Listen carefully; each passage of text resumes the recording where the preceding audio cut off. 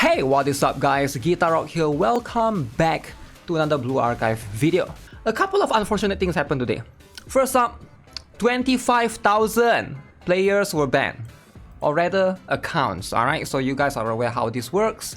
So this is for total grand assault, and people are being banned for cheating. Now this is something that's happened before. Not that big of a deal because it has happened multiple times in the past, but the bigger deal is Steam is getting delayed. And I know this is going to be disheartening for a lot of senseis out there, especially even myself, right? I am looking at this and be like, damn, I was looking forward to Blue Archive on Steam this week. I was probably going to make like a new Steam account, maybe reroll, and then try to make like a Steam reroll guide for anyone that's looking to start Blue Archive. But looks like that's been cancelled. So look at this. Steam client launch delay due to platform review. Now what does this mean? That means that Steam has not yet approved Blue Archive. Steam has not yet said, hey, this game is okay to be on this platform. Now what could possibly be the problem, right? Because Blue Archive, like what is so risky or so dangerous about this game? Maybe it's because of the review bombing. Maybe it's because of everything else. I have no idea. But right now, that's going to be one of the more annoying problems. We regret to inform you that the release of Steam Client, originally scheduled for Tuesday, June 24th, which is tomorrow, has been unavoidably delayed due to a delay in the platform review process. We sincerely apologize to everyone who has been waiting, and we kindly ask for your understanding regarding this sudden change in schedule. All of our team members are working diligently to prepare the Steam Client so that we can launch it as soon as possible. We will provide an update with a new release schedule through an official notice as soon as it is confirmed. This is going to be a little bit unfortunate, so I am really looking forward to this. Unfortunately, that's just how it is. So hopefully, then this image is just a perfect representation of what a lot of players probably felt like. And I think like the anticipation, the build up for this is like quite immense for some of the Blue Archive players because they can let go of their emulators, but bam, now things are going to be as back to how it was, eh? So that's going to be how it is. Let's hope it doesn't get censored. Hopefully that's going to be the case. But with that out of the way, let's focus on the patch notes because I think this is going to be very important as well for a lot of players looking to play the game right now. So before we proceed with today's video, I just want to give you guys a quick reminder that we have the Fast banner coming really soon. Right after everything in these patch notes, which is the New Year students, alright? And then we're gonna have 1 week of the Maid reruns for Bunny Toki, Maid Aries, and then Maid Momoy and Maid Midori. We're literally going to have the 100 free pulls right after. So Seiya and School Uniform Asuna, this is going to be the 100 free pulls. And then we got School Uniform Neru, Rio, and Swimsuit Hanako, this is going to be the Fast banner. So make sure you guys, I would say if you can, you ideally want to save for this particular one because the rates are going to be increased to 6%. 6%. So that is going to be the important one moving forward. So let's talk about everything that's happening right here. First things first, if you guys are not aware, I do stream every day here on YouTube and of course on Twitch as well. So if you guys want to tune in and you have any questions regarding Blue Archive, you're looking for any help with the game, feel free to come in live. You can also join my Discord, links are in the description. I always get a lot of people asking new questions and there's always constantly new players coming into Blue Archive. So if you guys need some advice, account reviews, that's where I'll be doing it, right? So let's talk about what's happening this particular week. So we got the New Year Aru. Alright, we got New Year Mutsuki, we got New Year Kayoko, and we got New Year Haruka. So that's just going to happen for one whole week, this particular banner. So let's talk a little bit more about this. What is happening right here? New Year Aru and New Year Mutsuki, these two are going to be the limited students. Alright, so if you care about obtaining limited students, these two are going to be the best one by far. Now, New Year Mutsuki, in my opinion, she is going to be the best character or one of the best students to obtain because she's a 2-cost Mystic type damage dealer. She does damage in an AoE, so she is probably going to be one of the cheaper AoE characters, right? So I believe most of the 2-cost characters are going to be like either healers or like Sarika, Serena, those students, Shiroko, single target. But rarely we have an AoE character that's 2-cost, right? I think New Year Mutsuki is very strong in that particular regard, right? She's probably one of the more meta students if you can obtain her. Now, she is limited. If you don't get her, you will most likely have to wait 1 whole year to get her. So you have to wait like her rerun, which is going to be probably next year. Now same goes for Nuya Aru. Nuya Aru, in my opinion, is going to be the second priority, right? So she's less valued compared to Nuya Mutsuki, way more niche. Now I did build her a little bit, but again, you can see right here, she is going to be a piercing type for her EX skill. Now I don't think she's bad, but ideally there's just, if you're looking for piercing type, there's a lot of other options, right? If you really want AoE, we got Cherino, we got Momoi. If you want like single target, we got Mika, we got like Yori in that particular case. So where does she shine as a whole? She probably shines, she can be used in some raids here and there for piercing type, but she's not going to be in your main team. Probably in most cases going to be on a secondary team, but so far I've never had the need to use her. So I feel like she's going to be a much more niche character. So Nuya Mutsuki, you're probably going to get much more usage out of it. However, there's one buffer in this particular banner. So for those of you who are not aware, we got 2 limited banners, but we also got 2 characters that are available in the standard banner. And that's going to be Nuya Kayoko and of course Nuya Haruka. Now these two, I highly recommend Nuya Kayoko. Definitely, she's going to be way more valued compared to everyone else. Now if you can afford to, definitely get Nuya Kayoko. She's a Mystic buffer, as you can see right here. She gives Mystic effectiveness for one ally other than the user by 92%, right? That is a lot of buffs, right? For 2 costs, she is extremely useful in that particular case. So I feel like if you can afford to, Nuya Kayoko is going to be a good value for your account. She is going to be a little bit more focused towards the Mystic raids though. However, right, you're not going to use her in piercing type raids and stuff. But in a lot of Grand Assault, in a lot of like Blue Total Assault, Shirokuro, maybe like Gauss and stuff, that's where she shines. Now Nuya Haruka, on the other hand, she's going to be much focused in providing the cost regen. Now, she is not going to be super meta. However, if you don't have a lot of other meta cost regen characters, she's probably going to be the better ones. So this cost recovery right here, a lot of characters have this, right? For example, Kisaki has this. Shinso Shiroko also has that as well. So this is going to be what it is for this cost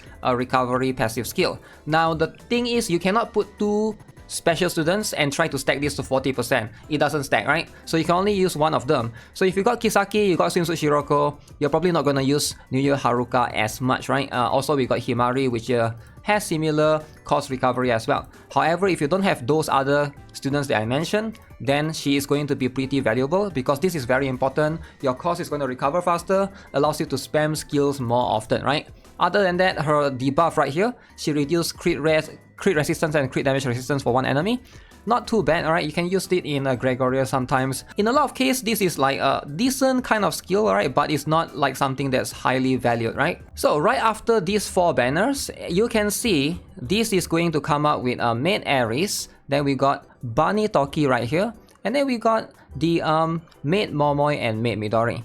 Now, I feel like none of these students are like super meta. I get that Maid Midori and Maid Momoi do have their own niche. So let's first talk about Maid Aries. As you can see, I don't have her build. She is a single target focus for Mystic type DPS. Now, the problem with her is she's strong, but she's much more crit mold. If you want to build her, she does have a unique item, but she is going to be very focused on trying to crit, and then she can do a lot of damage, right?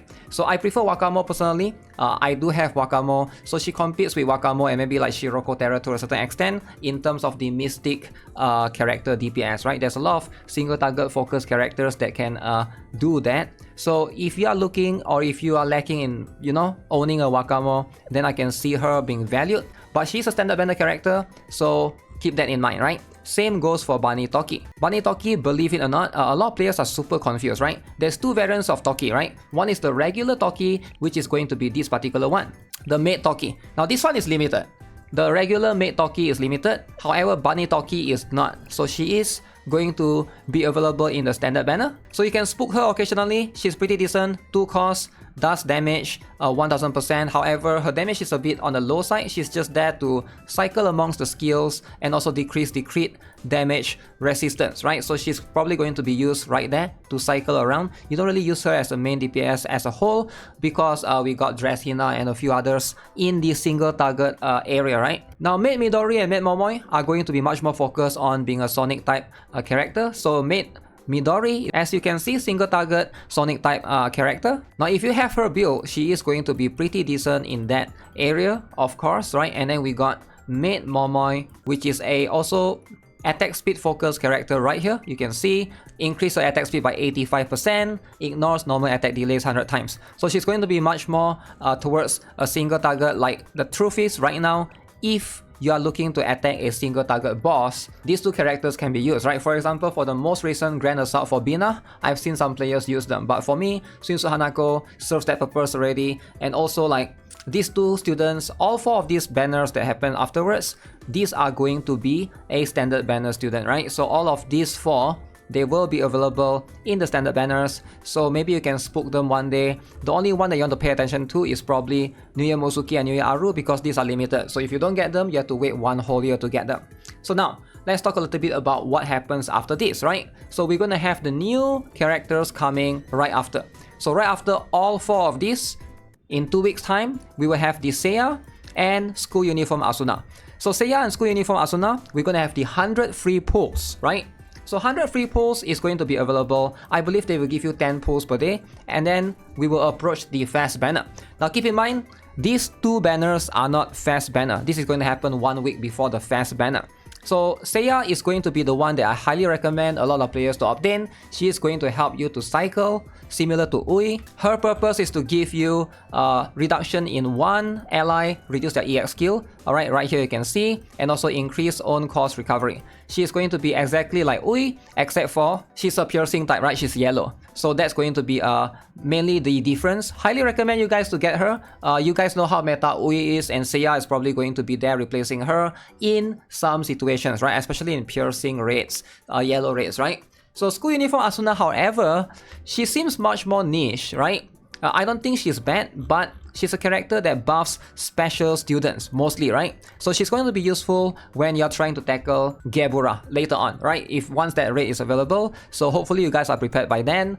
That's going to be pretty much where she excels. And as far as I know, she's probably only going to be used right there, which is why I feel like she is less used than Seiya. So I feel like Seiya's value is higher, but ideally these two characters, you want to obtain them, alright, because they are so good. Seiya's value is really, really high. Preferably, they are giving out 100 free pulls, so you want to go in with 100 free pulls of your own to try to get that 200 PT and try to spark Seiya if you can pick one. If you can get both, that would be nice. Now, School Uniform Neru, Rio, and Shinsu Hanako rerun. This is going to be the fast banner. Now, what is the fast banner? Fast banner means that the rates are double. As opposed to the usual 3%, now you have 6% chance to get a 3-star characters, which is the highest rarity in this game. Now, that's going to be where you want to spend all your pulls, because 6% is insane. 6% back to back.